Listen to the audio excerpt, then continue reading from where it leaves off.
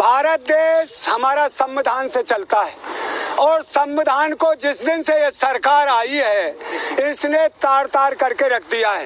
रामदेव बाबा को तो अपनी दवाई से अपने व्यापार से मतलब है, उसे देश से कोई मतलब नहीं है।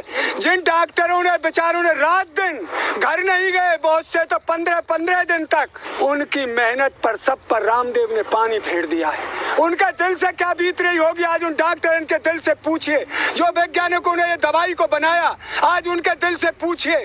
जो रामदेव ने 2 शब्दों में ये कह दिया, उस पर हमला बोला है, तो रामदेव जी बताइए आपकी दवाई थी कौन सी बनाई जो वो कर देते कारगर, वो उसे WTO ने उसे अलग किया, तो आप उसकी वजह से इस देश को क्यों कुआं में डाल रहे हो। और ये साफ जाहिर हो गया है, जो मोदी की बोली बोले वो चाहे किसी को गाली दे चाहे कुछ भी कहे, उसका कुछ भी बार उसी के दम पे, उस सरकार के दम पर तो रामदेव ऐसे बोला ही है।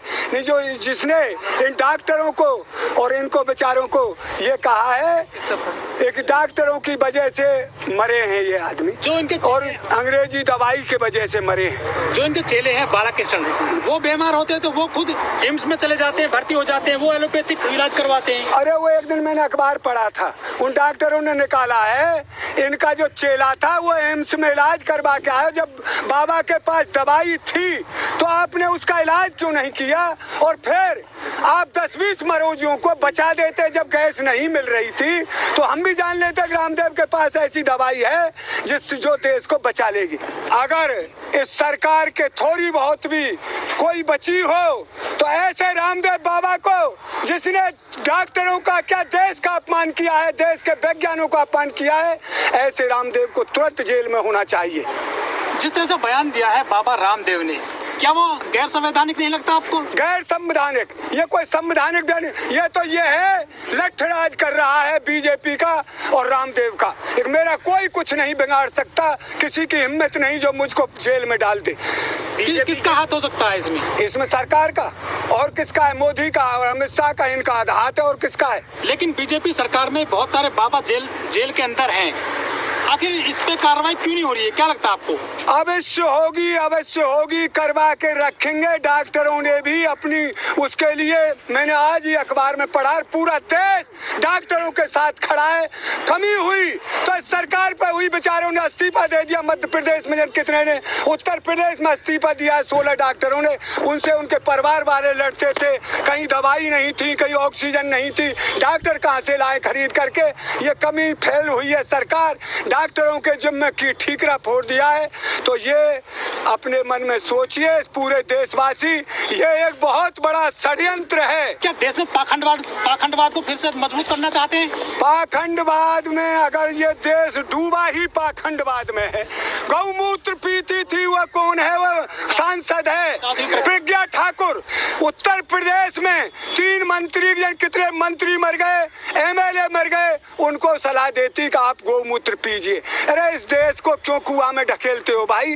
देश को बचने दो, और देश की जो मेहनत की कमाई थी उसे आप लूट के खा रहे हैं। आज साल भर हो गया, मजदूर के पास बेचारे के जन किसी का एक दाना नाज का नहीं है, उसके पास पैसा नहीं है।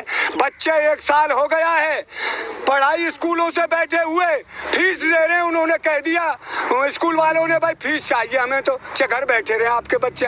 तो इस सरकार करेगी क्या?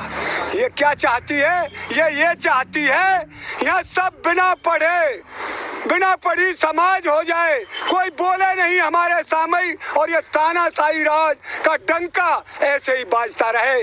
कोई इस हिंदुस्तान मुर्दा नहीं हुआ है, ये जिंदा है, सबके अंदर खून है, सबके अंदर खून है, और सब बोलेगा और सब कहेगा। आज़ादी है पूरे देश को।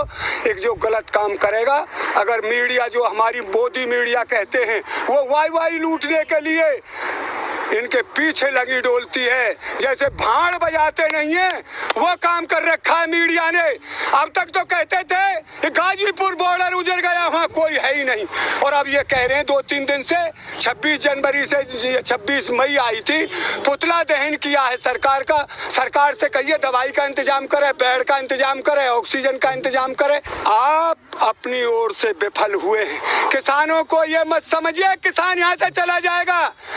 किसान कभी नहीं जाएगा। आज मैंने अखबार में पढ़ा है, एक हमारे योगी जी महाराज हैं, उनकी भी कुछ अक्ल ठिकाने आई होगी, मैंने भी पढ़ा है। सुख प्रकाट हो गया है उत्तर प्रदेश में, एक मंत्रालय बढ़ाइए, बदलिए। क्यों हो रहा है? नाकाम रहे, मंदिर मस्जिद की राजनीति करते रहे। आप बंगाल में गए, देव प्रदेश को नहीं देखा और ये कहते रहे ममता दीदी श्री राम नहीं बोलते। आप तो बोलते हैं श्री राम, उत्तर प्रदेश को क्यों नहीं बचाया कोरोना से?